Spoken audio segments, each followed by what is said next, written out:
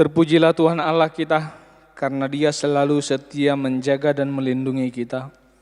Dia memberi waktu dan kesempatan bagi kita untuk memuji nama-Nya. Karena itu masuklah melalui pintu gerbangnya dengan nyanyian syukur, ke dalam pelatarannya dengan puji-pujian. Bersyukurlah kepada-Nya dan pujilah nama-Nya. Kami bersyukur kepadamu, karena Engkau menjawab kami, ya Allah. Sendengkanlah telingamu kepada kami, di dalam kesesakan Engkau memberi kelegaan kepada kami.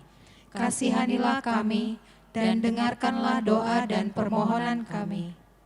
Tuhan kiranya memberkati kita, sekarang dan selama-lamanya. Dengan sukacita mari kita menaikkan pujian kepada-Nya, kita bernyanyi.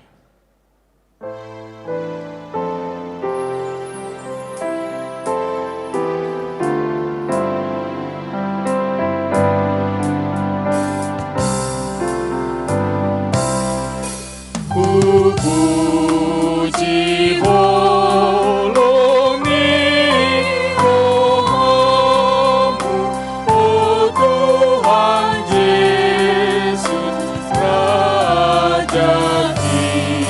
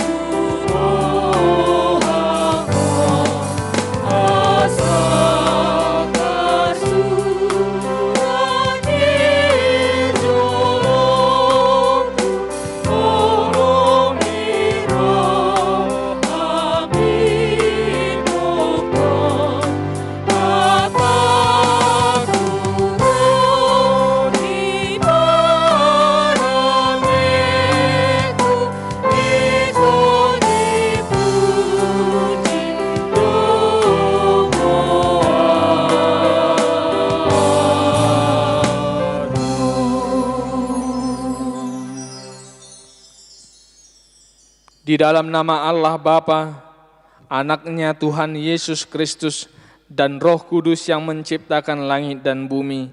Amin. Tuhan adalah terangku dan keselamatanku. Kepada siapakah aku harus takut? Sekalipun tentara berkemah mengepung aku tidak takut. Satu hal yang kuminta kepada Tuhan, itulah yang kuingini, diam di rumah Tuhan seumur hidupku, menyaksikan kemurahan Tuhan dan menikmati bait-Nya. Nantikanlah Tuhan, kuatkanlah dan teguhkanlah hatimu. Ya, nantikanlah Tuhan. Haleluya. Haleluya. Haleluya.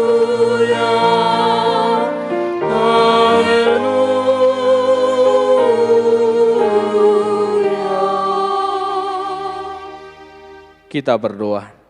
Ya Allah Bapa kami yang di sorga, berilah kami roh kedamaian dan kebenaran, supaya kami dapat mengerti kehendak-Mu, dan dengan segenap kekuatan kami dapat melakukan kedamaian dan kebenaran itu, oleh karena Anak-Mu Tuhan Yesus Kristus Tuhan kami. Amin.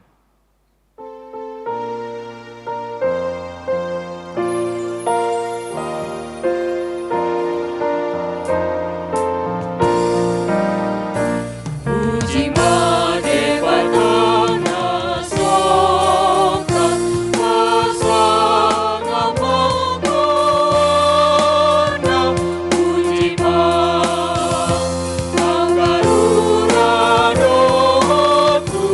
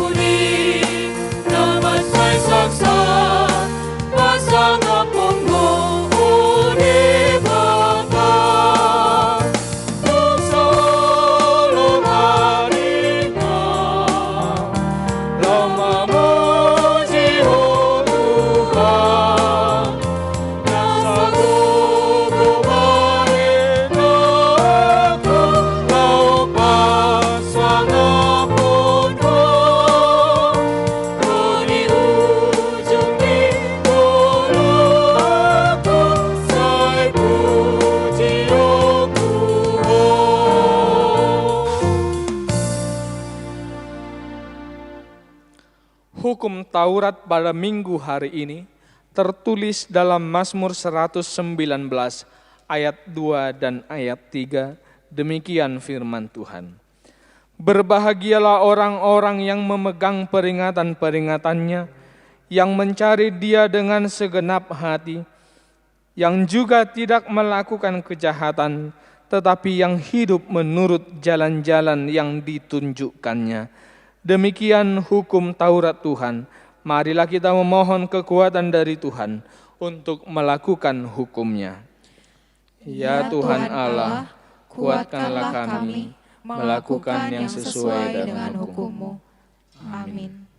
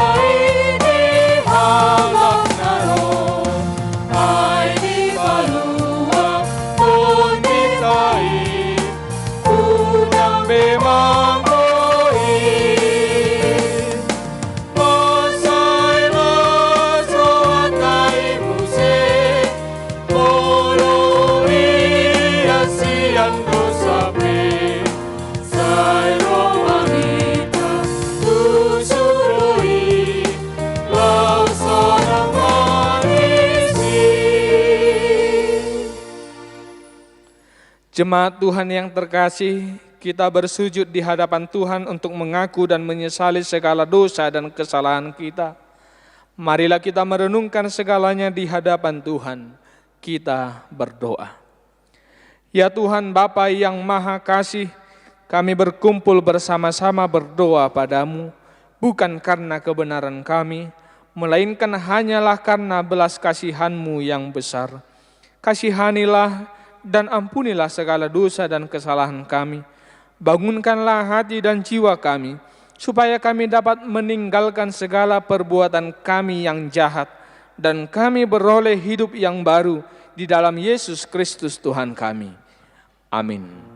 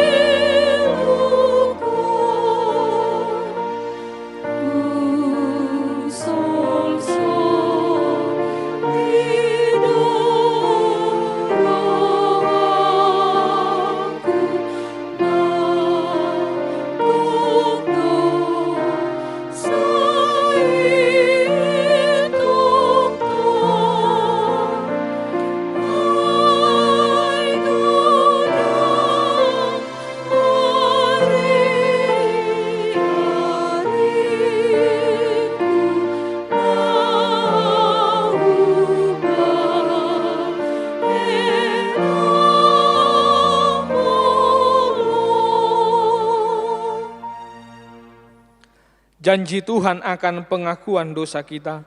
Demikianlah firman Tuhan. Namun jika seorang berbuat dosa, kita mempunyai seorang pengantara pada Bapa, yaitu Yesus Kristus yang adil. Dan Ia adalah pendamaian untuk segala dosa kita, dan bukan untuk dosa kita saja, tetapi juga untuk dosa seluruh dunia. Kemuliaan bagi Allah di tempat yang maha tinggi. Amin.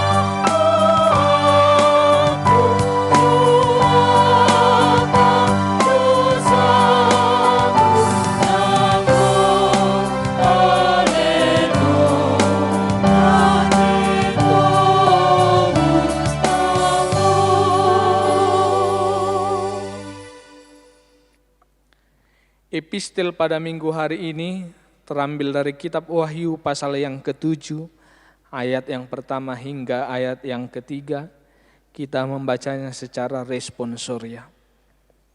Kemudian daripada itu aku melihat 4 malaikat berdiri pada keempat penjuru bumi, dan mereka menahan keempat angin bumi, supaya jangan ada angin bertiup di darat, atau di laut, atau di pohon-pohon.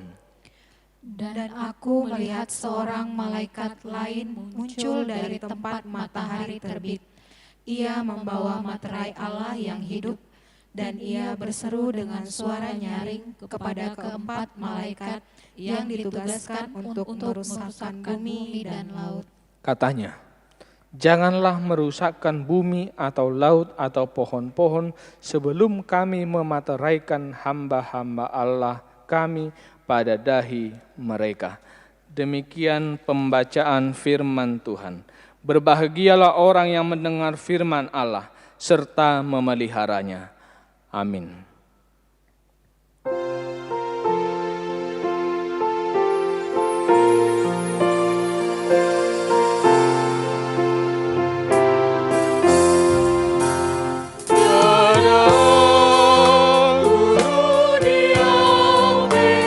Yesus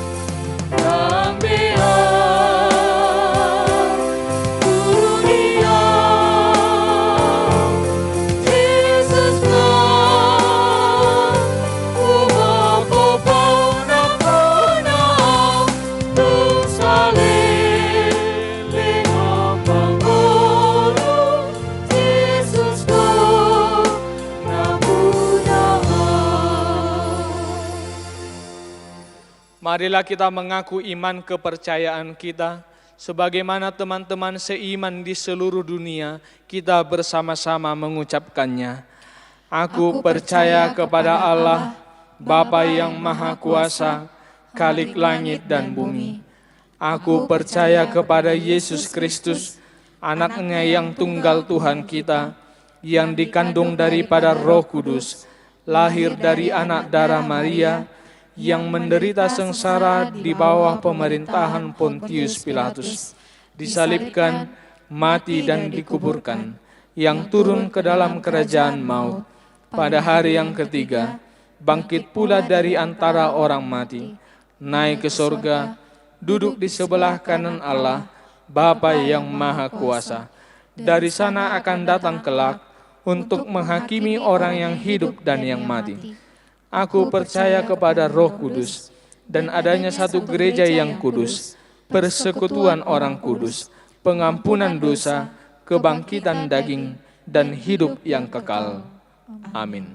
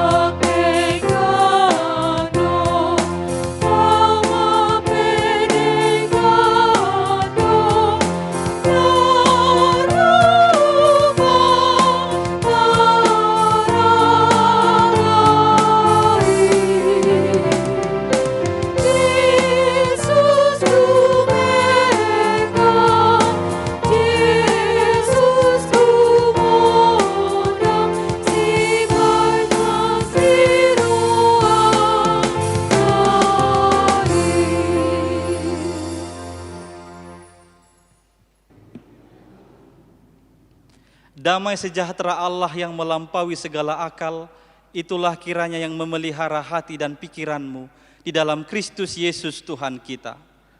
Amin.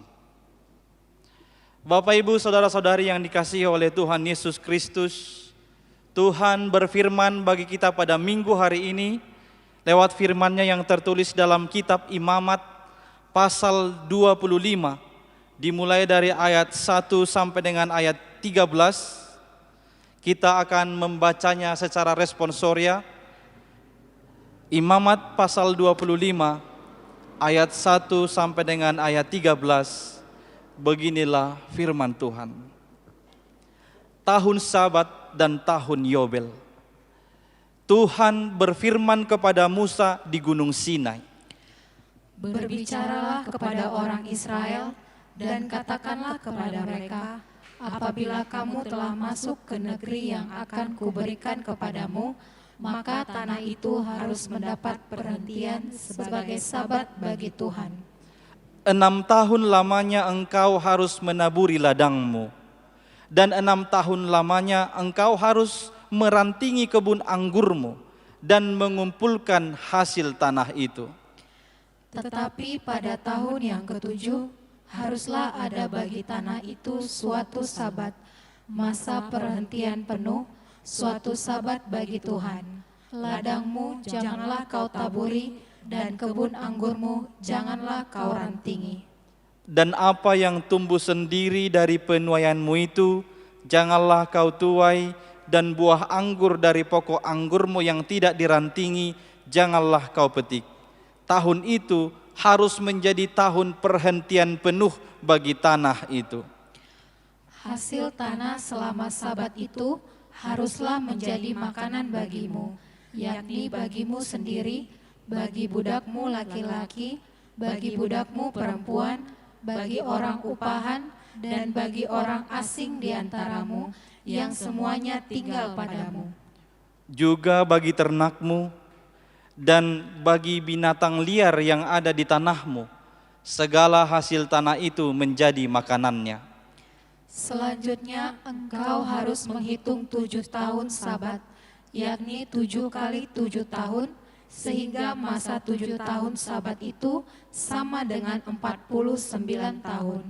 Lalu engkau harus memperdengarkan bunyi sangkakala di mana-mana dalam bulan yang ketujuh pada tanggal 10 bulan itu.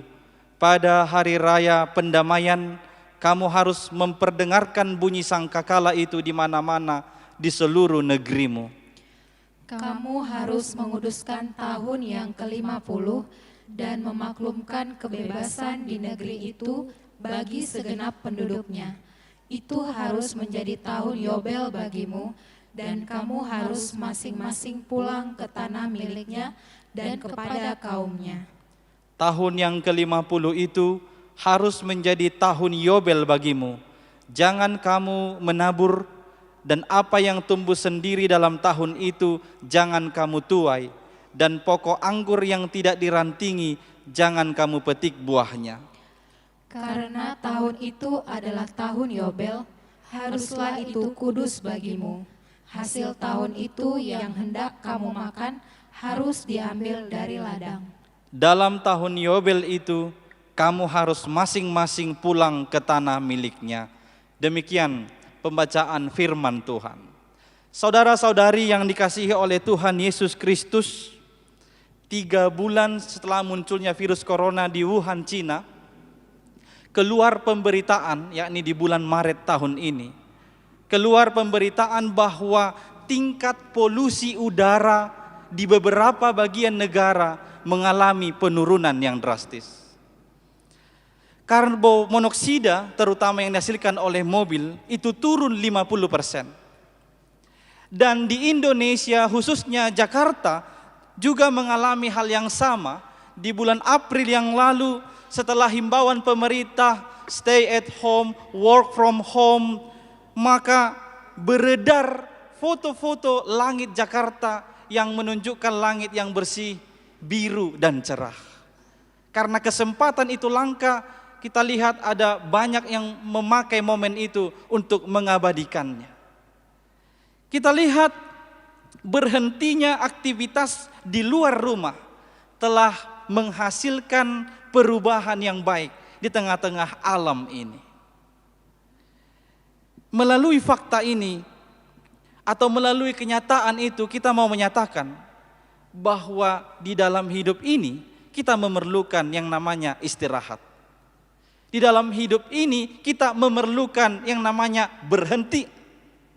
Berhenti atau istirahat itu berguna untuk menjaga ketahanan dan untuk membuat produktivitas itu semakin meningkat. Saudara-saudari yang dikasihi Tuhan Yesus, Tuhan Allah pernah menetapkan peraturan istirahat di tengah-tengah bangsa Israel. Melalui hambanya Musa, Allah memberikan perintah kepada orang-orang Israel. Peristiwa itu ketika itu terjadi di Sinai.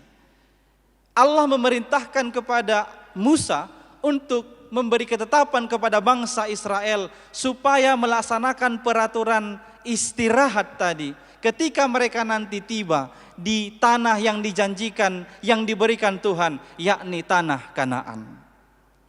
Peraturan istirahat yang disampaikan oleh Tuhan Allah kepada orang Israel disebut dalam teks ini sebagai tahun Sabat dan tahun Yobel. Tahun Sabat adalah tahun ke-7 setelah bangsa itu menduduki tanah Kanaan. Kita ingat sewaktu bangsa Israel di perjalanan di padang gurun, Allah yang menyediakan manna bagi bangsa itu hampir kurang lebih 40 tahun. Tapi setelah bangsa Israel tiba di Kanaan, manna itu tidak turun lagi karena orang Israel sudah harus mengolah tanah di Kanaan, mereka menabur, mereka menuai untuk mereka makan. Dan di sanalah Tuhan memberikan ketetapan atau perintah ini. 6 tahun pertama, 6 tahun lamanya mereka boleh mengolah, boleh menabur, boleh menuai dari tanah yang diberikan oleh Tuhan kepada mereka. Tetapi pada tahun yang ke-7, itu yang disebut sebagai tahun Sabat, semuanya harus berhenti. Tanah jangan diolah, tanah jangan ditabur, dan juga jangan dituai. Anggur atau pokok anggur jangan dirantingi. Dan disebutkan apa yang dihasilkan oleh tanah selama 6 tahun, itulah yang menjadi makanan bangsa itu. Menjadi makanan bagi budak-budaknya, menjadi makanan bagi orang upahan, menjadi makanan bagi orang asing, atau bagi ternak, dan sampai kepada binatang-binatang liar yang ada di tanah itu. Tahun Sabat itu atau tahun ke-7 itu harus menjadi tahun perhentian, tahun Sabat bagi Tuhan. Dikhususkan hanya kepada Tuhan saja. Kemudian ada disebutkan tahun Yobel. Tahun Yobel adalah setelah 7 kali tahun Sabat. Berarti 7 kali 7, 49. Tahun ke-50 inilah yang disebut sebagai tahun Yobel. Pada tahun Yobel ini sama dengan seperti tahun Sabat, semua tanah harus beristirahat. Tambahnya di tahun Yobel ada terjadi pembebasan. Masing-masing harus kembali ke tanah miliknya atau ke tanah pusakanya sendiri. Jadi jika ada orang yang menjual tanahnya di dalam interval tahun pertama sampai tahun 49, di tahun ke-50 tanah itu harus dikembalikan kepada si pemilik atau kepada kaumnya itu. Di tahun Yobel harus menjadi kudus bagi bangsa itu. Kudus artinya bukan dalam hal kesucian, tetapi harus dikhususkan dari tahun-tahun lainnya. Saudara-saudari yang dikasihi oleh Tuhan Yesus Kristus, di dalam perintah tahun Sabat dan tahun Yobel ini, kita melihat Allah sedang menunjukkan pentingnya keseimbangan. Keseimbangan hubungan kita dengan Allah dalam hal pemeliharaannya, keseimbangan hubungan kita dengan sesama manusia dalam hal peduli dan berbagi, dan keseimbangan hubungan kita dengan alam ciptaan dalam hal menjaga dan merawat. Tahun Sabat dan tahun Yobel adalah kesempatan yang sengaja dibuat oleh Tuhan agar semua pihak beristirahat selama setahun. Manusia berhenti bekerja, tanah berhenti diolah, ternak juga berhenti. Semuanya pada tahun itu harus memfokuskan diri hanya kepada Tuhan Allah saja. Bayangkan manusia, ternak, dan tanah dibiarkan beristirahat dalam 1 tahun penuh. Pasti dampaknya proses pemulihan, proses penyegaran kembali manusia, tanah, dan ternak itu akan dapat terjadi dengan alami. Sekarang, apa yang menjadi makna terdalam dari perintah Tuhan tentang tahun Sabat dan tahun Yobel ini di dalam kehidupan kita saat ini? Ada 3 hal yang mau saya tunjukkan. Yang pertama, peraturan tahun Sabat dan tahun Yobel ini mau menekankan tentang pemeliharaan Tuhan. Perintah untuk berhenti selama 1 tahun adalah cara Allah mau menunjukkan kepada manusia bahwa Allah lah yang menjamin kehidupan manusia. Allah lah yang menjamin kehidupanmu.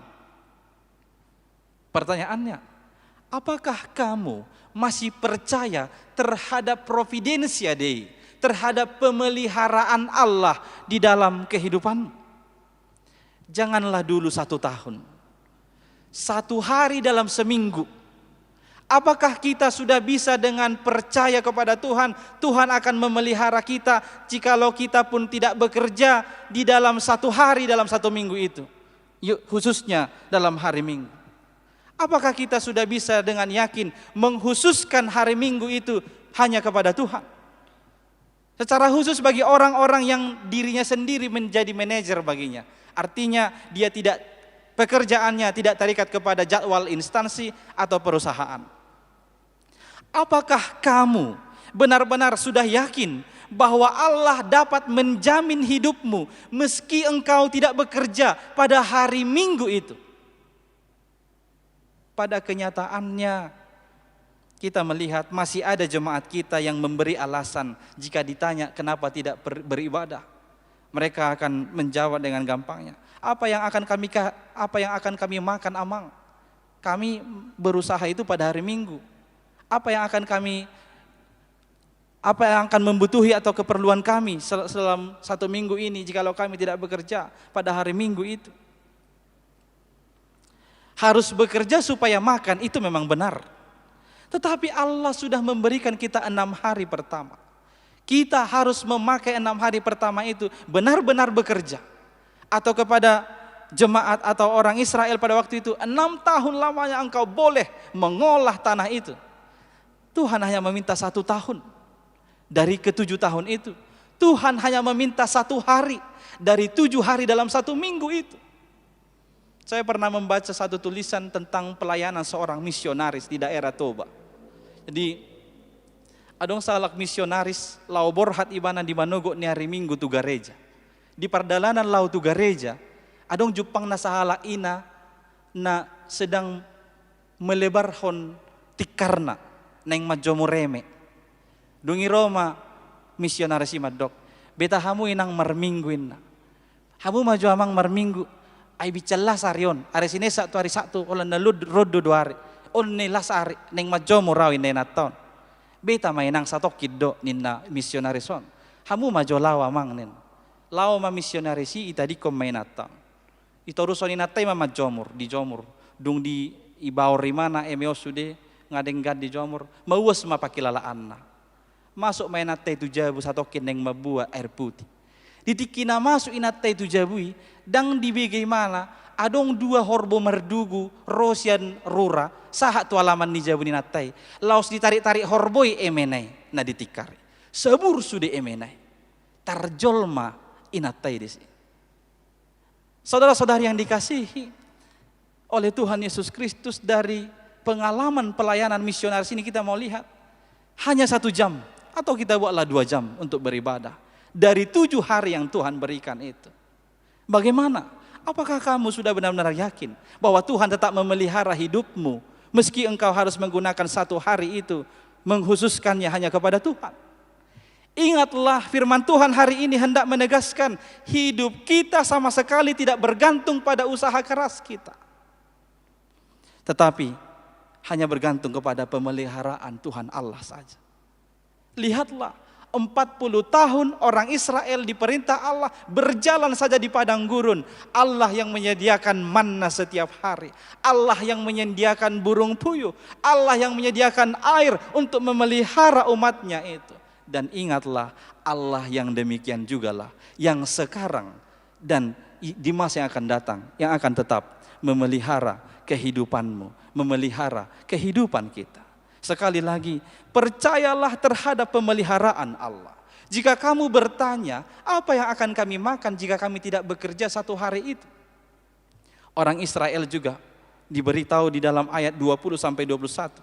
Di sana disebutkan ada pertanyaan tentang apa yang kami makan jika berhenti di tahun ke-7 itu. Di ayat yang ke-20 sampai ayat 21 disebutkan demikian. Apabila kamu bertanya, apakah yang akan kami makan dalam tahun yang ke-7 itu? Bukankah kami tidak boleh menabur dan tidak boleh mengumpulkan hasil tanah kami? Di ayat 21. Maka aku akan memerintahkan berkatku kepadamu dalam tahun yang ke-6 supaya diberinya hasil untuk 3 tahun. Tuhan bisa saja memerintahkan di tahun ke-6 itu engkau memperoleh hasil cukup untuk 3 tahun berikutnya. Yang penting kita percaya kepada pemeliharaan Tuhan Allah saja. Itu sebabnya Tuhan Yesus pernah berkata di dalam Matius 6 ayat 25, janganlah khawatir akan hidupmu, akan apa yang hendak kamu makan dan apa yang kamu minum. Dan janganlah kamu khawatir pula akan tubuhmu, akan apa yang hendak kamu pakai. Selanjutnya di ayat 32 bagian B disebutkan, akan tetapi Bapamu yang di surga tahu bahwa kamu memerlukan semuanya itu. Maka Jika Allah menyuruh kita berhenti di hari Sabat, Allah sudah terlebih dahulu menyediakan kebutuhan kita. Yang kedua, dari peraturan Sabat dan Yobel, itu mau menunjukkan atau menekankan menjaga keseimbangan hidup, tentunya dengan sesama manusia. Allah memerintahkan berhenti dari mengerjakan tanah, tetapi sekaligus Allah memerintahkan ikut memikirkan kebutuhan atau hak orang lain. Di ayat yang ke-6 tadi disebutkan demikian.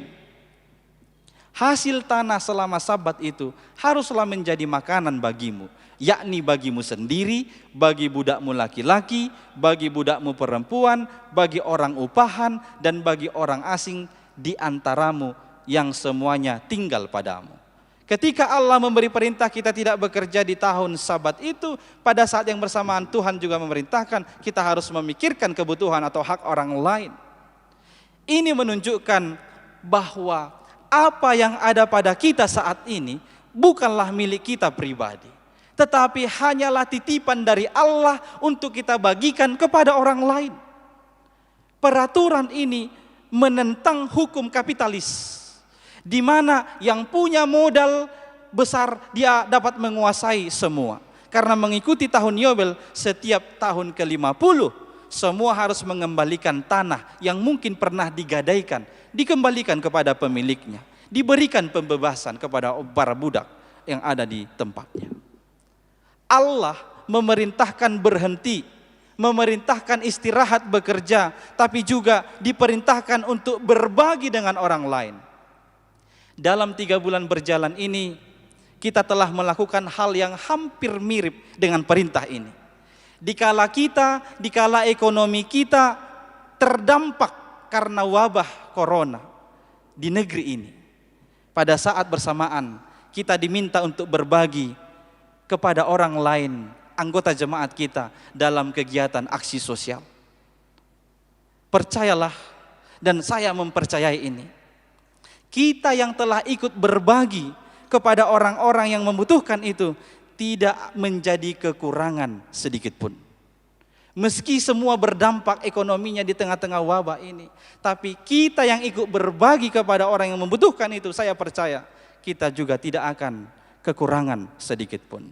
Firman Tuhan di dalam 2 Korintus pasal 8 ayat 14 sampai ayat 15 disebutkan demikian. Maka hendaklah sekarang ini kelebihan kamu mencukupkan kekurangan mereka, agar kelebihan mereka kemudian mencukupkan kekurangan kamu, supaya ada keseimbangan. Seperti ada tertulis, orang yang mengumpulkan banyak tidak kelebihan, dan orang yang mengumpulkan sedikit tidak kekurangan.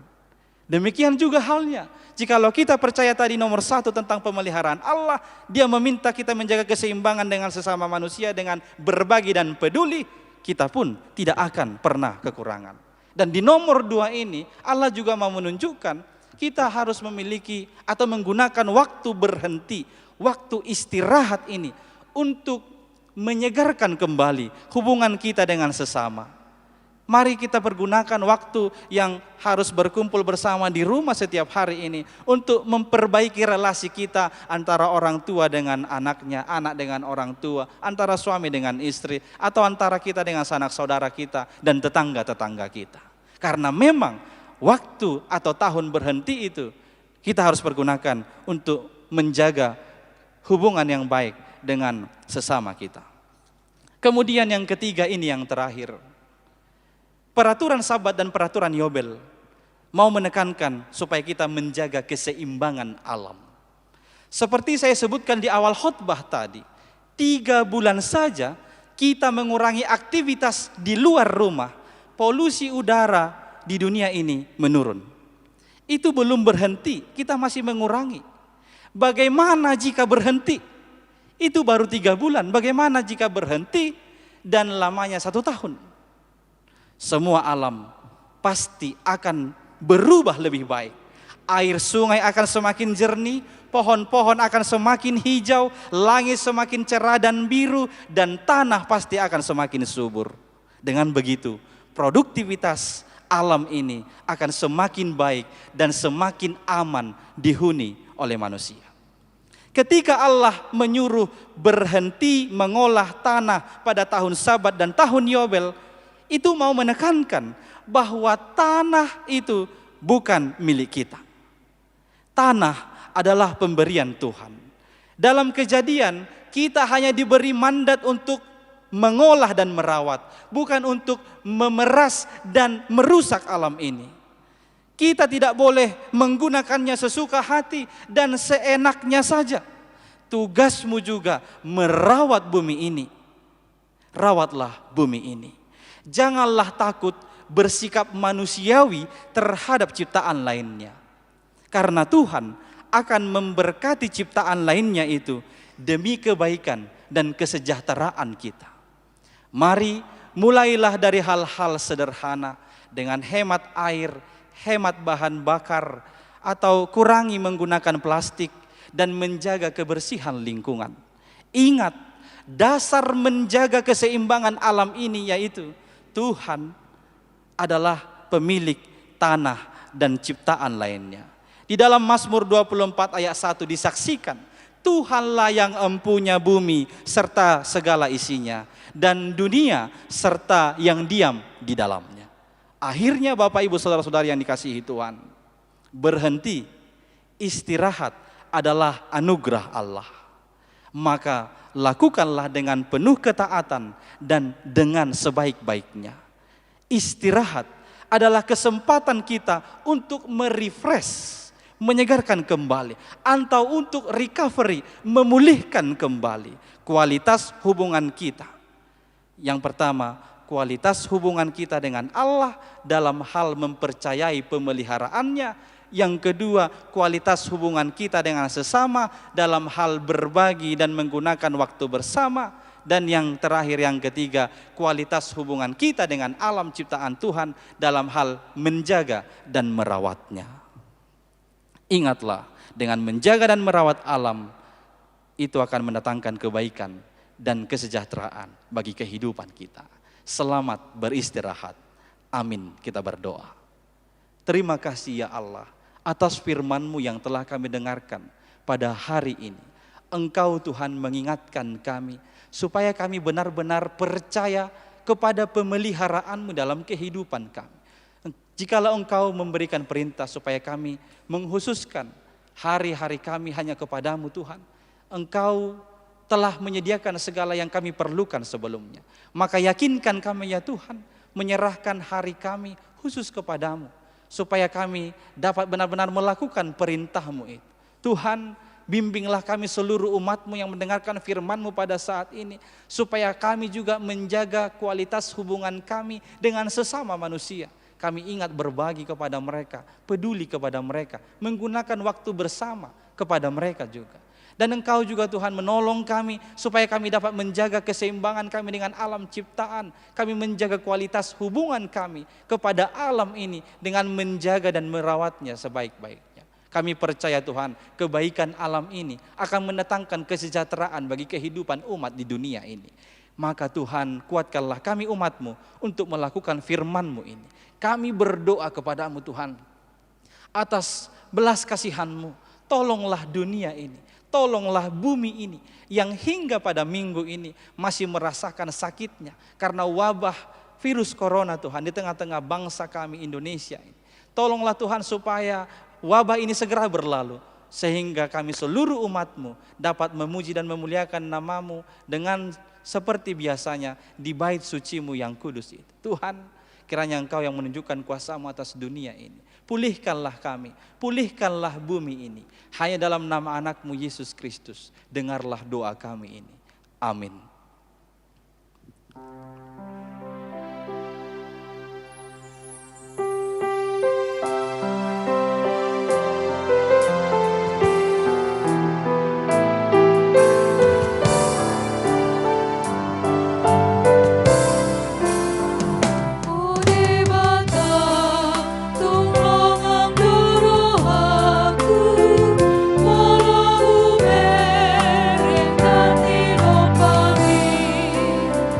Salam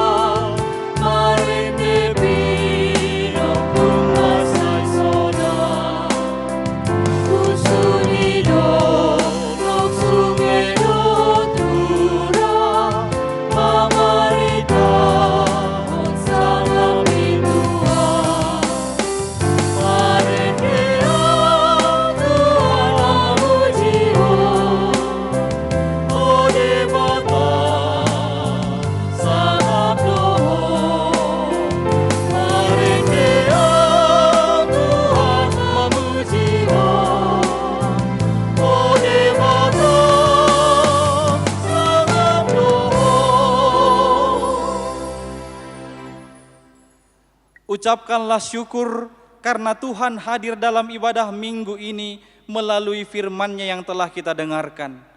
Biarlah melalui seluruh aspek hidup kita bersama menunjukkan kemuliaan Allah. Kami puji dan muliakan nama-Mu ya Allah Tuhan kami, karena Engkau telah melawat kami. Marilah kita berdoa untuk menyerahkan persembahan kita kepada Tuhan.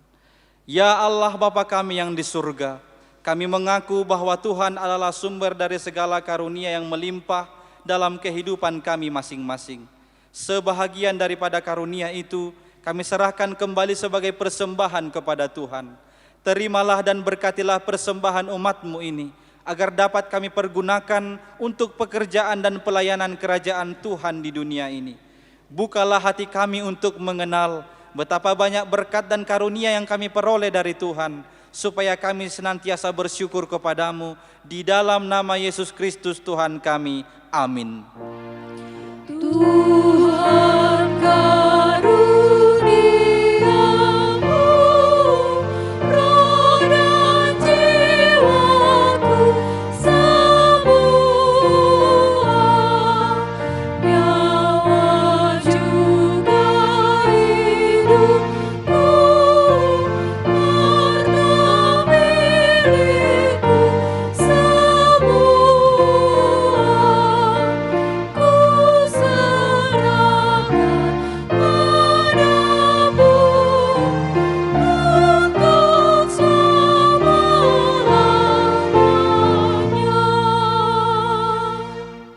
Bapa kami yang di surga, dikuduskanlah nama-Mu, datanglah kerajaan-Mu, jadilah kehendak-Mu di bumi seperti di surga.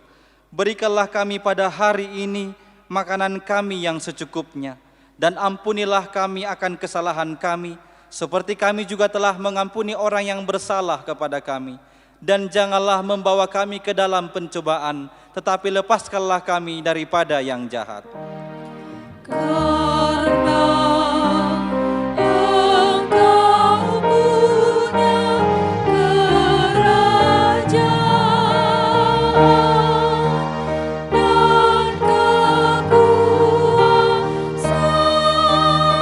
dan kemuliaan sampai selama-lamanya.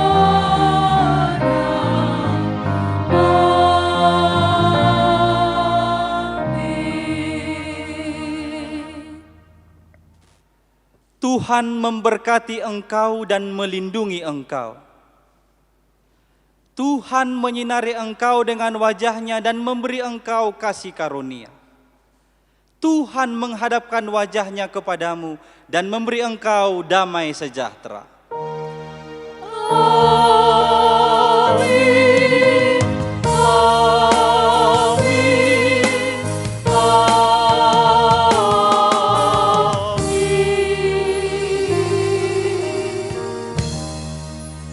Shalom, selamat hari Minggu bagi kita semua.